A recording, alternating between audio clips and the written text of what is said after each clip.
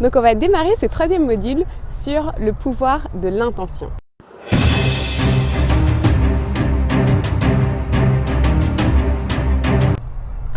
Alors je vais commencer par te poser une question qui est, est-ce que ça t'est déjà arrivé de rentrer dans un magasin, de voir une vendeuse arriver et puis de vraiment pas le sentir. Elle vient et elle te demande si elle peut t'aider et de vraiment pas le sentir parce que tu sens qu'en fait son intention c'est juste de te vendre quelque chose et que toi t'as pas envie.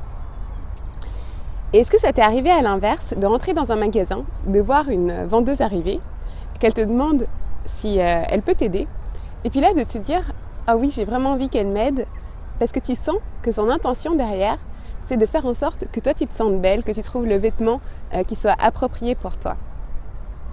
En fait les deux cas peuvent arriver et vraiment tout se joue dans l'intention de la personne qui vient vers soi.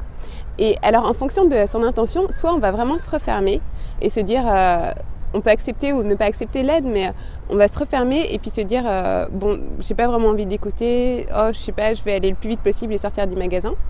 Ou alors on peut se dire si l'intention est vraiment bienveillante derrière la personne qui vient nous voir, vraiment s'ouvrir et puis se dire ah oui c'est vrai, ce petit haut ça m'irait bien, non plutôt celui-là, et puis s'ouvrir et puis se laisser aller et puis finir par acheter beaucoup plus finalement que la personne dont l'intention c'était juste de faire du chiffre d'affaires et non pas de nous servir nous.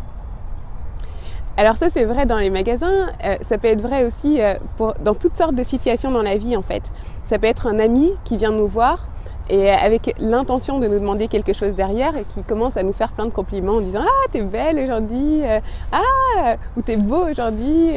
Oh là là, j'adore ton sourire !» ou « J'ai adoré ce que t'as fait !» Mais on sent qu'en fait derrière il y a quelque chose qui va nous être demandé.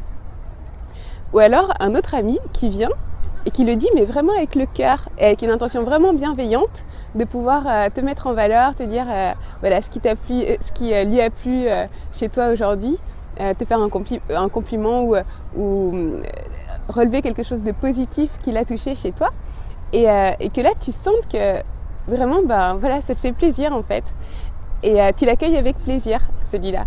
Et puis après à cet ami qui est venu avec une vraie intention bienveillante, tu auras beaucoup plus envie de donner parce que son intention, c'était pas de recevoir en retour, mais vraiment de t'apporter de la valeur.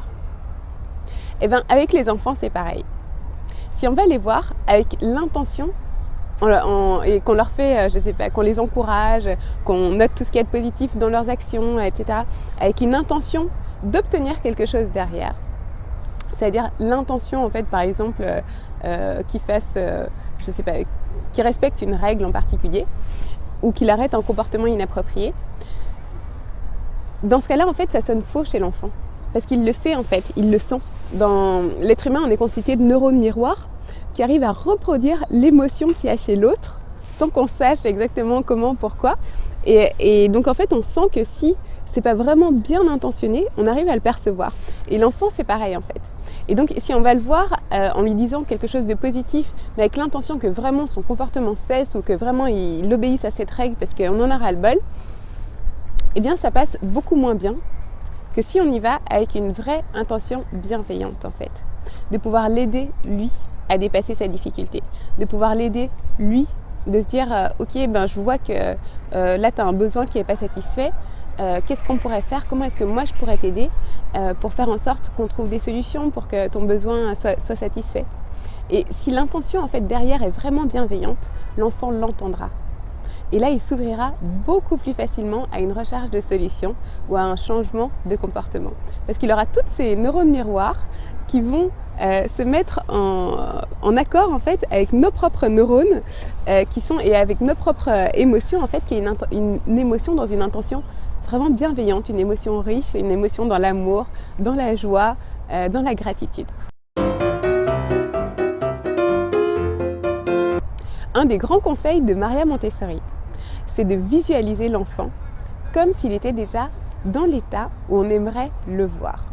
Donc elle, l'état qu'elle apprécie et qu'elle cherche à obtenir de l'enfant, c'est la normalisation de l'enfant, ce qu'elle appelle la normalisation de l'enfant. Imaginons que chez toi, tu as envie d'avoir un enfant qui soit câlin, qui soit agréable à vivre, qui soit vraiment coopératif, qu'il aime faire les choses, qu'il aime t'aider à faire des tâches ménagères, qu'il aime t'aider à cuisiner, à faire plein de choses, qui prend plaisir à jouer avec toi, qui te laisse aussi du temps libre quand tu as besoin de temps libre. En fait, le fait de visualiser l'enfant tel que tu aimerais qu'il soit, ça a un pouvoir énorme parce que tout ce sur quoi on porte notre attention se développe. Et alors pour t'aider à le faire dans des moments de crise comme on peut tous en avoir, où vraiment tu te sens en colère, dépassé, débordé, découragé, frustré, etc. Quelque chose qui peut vraiment aider à la visualisation de cet enfant tel qu'on aimerait l'avoir en fait, c'est de te prendre un petit cahier en fait et de noter tous les souvenirs que tu as de ton enfant tel que tu aimerais l'avoir. En fait, ton enfant, il a tous les traits de caractère.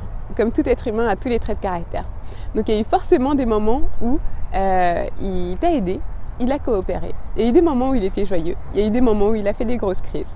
Il y a eu des moments où il était heureux, d'autres moments où il était en colère. Il y a eu des moments où il était coopératif, d'autres moments où vraiment il n'avait pas envie d'aider.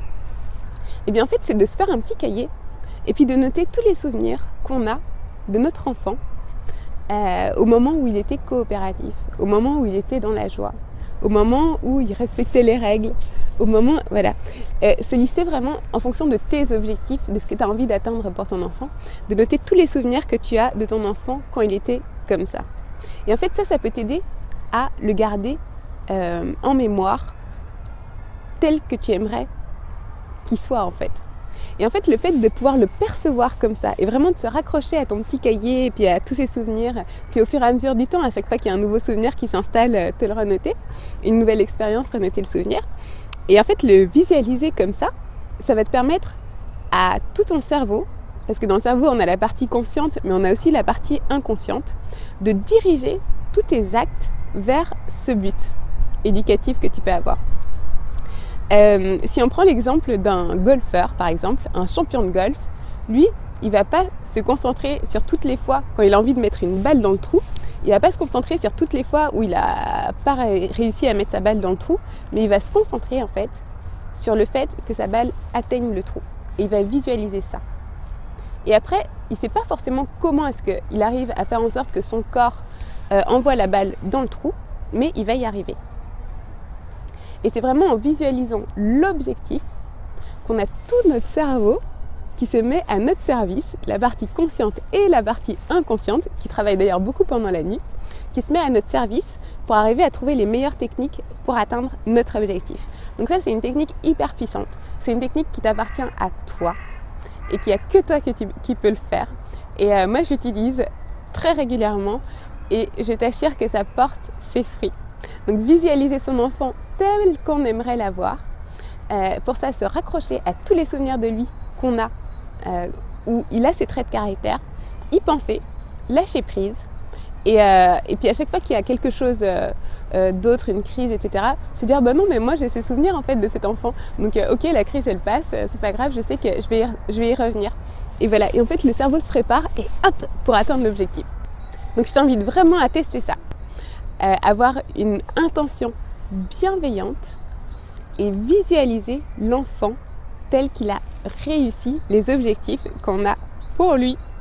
Et puis je te retrouve tout de suite dans la deuxième vidéo où on va voir pourquoi en fait c'est pas ton rôle de rendre ton enfant heureux. À tout de suite.